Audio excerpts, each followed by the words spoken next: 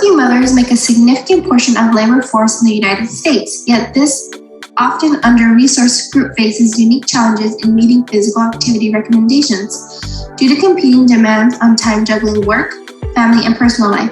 According to the Physical Activity Guidelines for Americans, allocation 150 to 300 minutes of moderate aerobic exercise or 75 to 150 minutes of vigorous aerobic exercise, accompanied by at least 2 days of strength training, is recommended for adults to reach the protective health benefits of physical activity.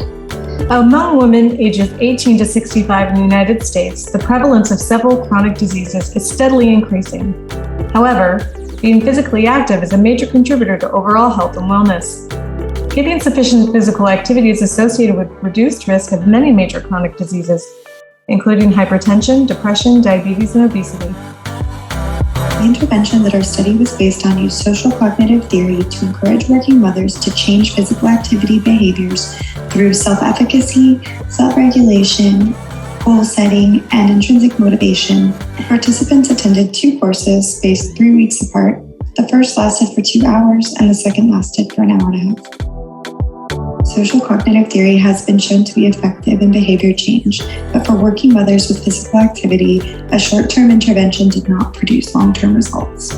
This is why we are extending the model and incorporating a community-level intervention to increase access alongside the SCT classes so that we may have longer-term results. As defined by the Rural Health Information Hub, social cognitive theory, or SCT, describes the influence that an individual experiences and that external factors have on individual health behaviors.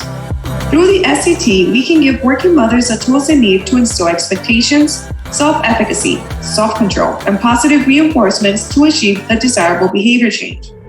Through expectations, we can determine the outcome of the behavior change, which is increasing levels of physical activity. Through self-efficacy, we instill in mothers that they have the control to execute the desired behavior. Through self-control, we aim to ingrain in them the regulation and monitoring of their behavior. Finally, through reinforcement, we can promote incentives and rewards that promote the desired behavior change. Our intervention will begin with the construction of free community clinics in low-income neighborhoods that have associated exercise parks on site, as well as childcare. Primary care providers at the Women's Clinic will serve as a first point of contact for our participants. Appropriate candidates who are not getting enough physical activity and who have at least one child under the age of 18 will be recruited to participate in our study. Our SCT courses will be held over 3 months weekly to encourage maintenance of behavior change and to create a support network. We will also be incorporating a peer accountability aspect, which should address the social cognitive theory's emphasis on social support in maintaining behavior change. Our community-level intervention will be the construction of the exercise parks along with the available childcare so that we can increase the access and time that women need in order to take care of themselves.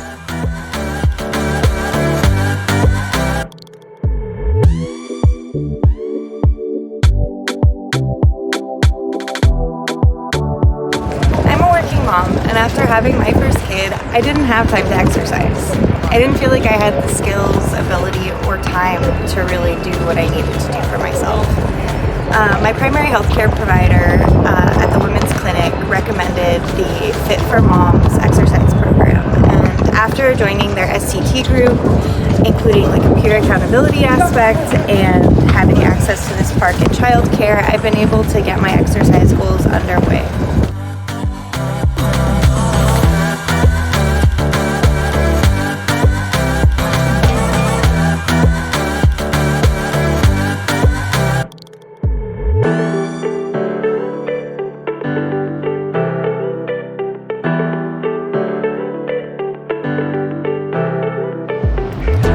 The fit4moms program has provided working mothers with lasting results. Through this multimodal intervention that increases access and encourages intrinsic motivation, we help educate and support behavior change skills to working mothers who suffer from physical inactivity. Together, we can help solve this public health issue and prevent working mothers from debilitating chronic illnesses.